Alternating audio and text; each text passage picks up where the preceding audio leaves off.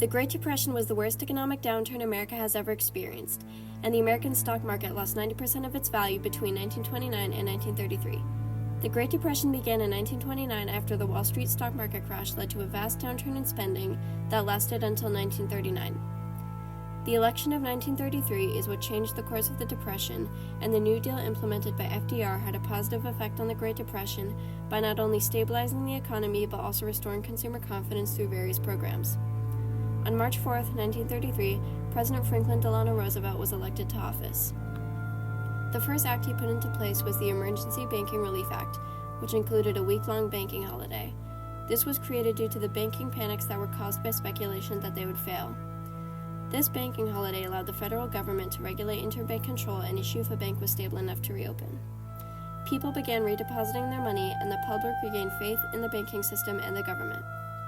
Certain acts of the New Deal had their positive and negative impacts on the lives of Americans.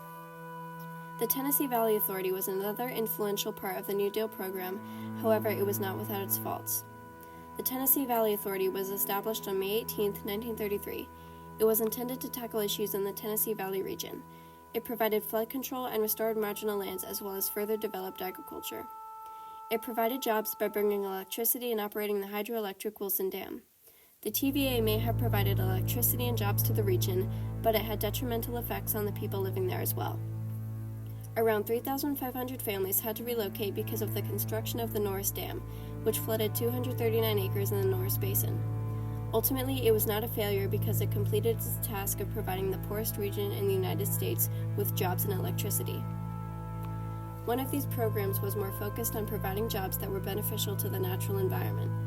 The Civilian Conservation Corps employed thousands of young men with the cause of providing them jobs to protect and restore the natural environment. The CCC was passed on April 5, 1933. It planted more than 3 billion trees across the country, and it constructed trails and shelters in over 800 parks as well as wildlife refuges. It also helped to shape modern national parks. Criticisms of this program came from trade unions who opposed the training of unskilled workers. They also opposed the involvement of the Army and feared it would lead to state regimentation of labor. Despite this, the CCC was one of the most successful programs. In 1935, FDR created a second New Deal, which incorporated very influential programs that further helped America recover from the Great Depression.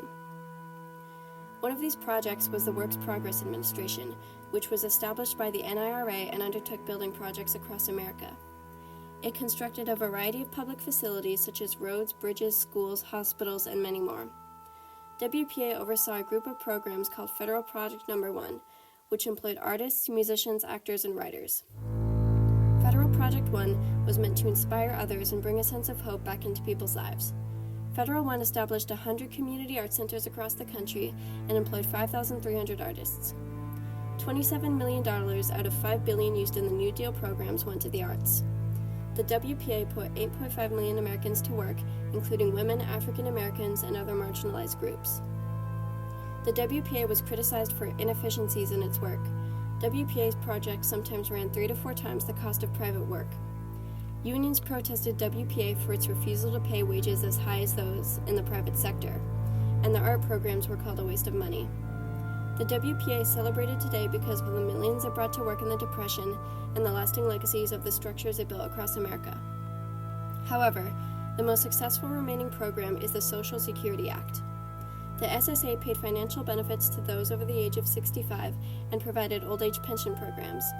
The SSA provided financial assistance for the disabled and those in financial distress. Criticisms were that the SSA taxes combined with minimum wage laws triggered unemployment, and the taxes made it harder for employers to hire.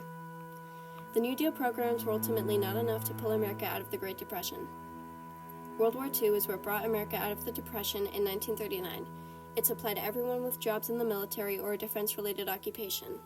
Unemployment almost completely vanished, being at 2% when the war began, and factories went back into full production mode. After America's victory in World War II, it emerged as the leading economy.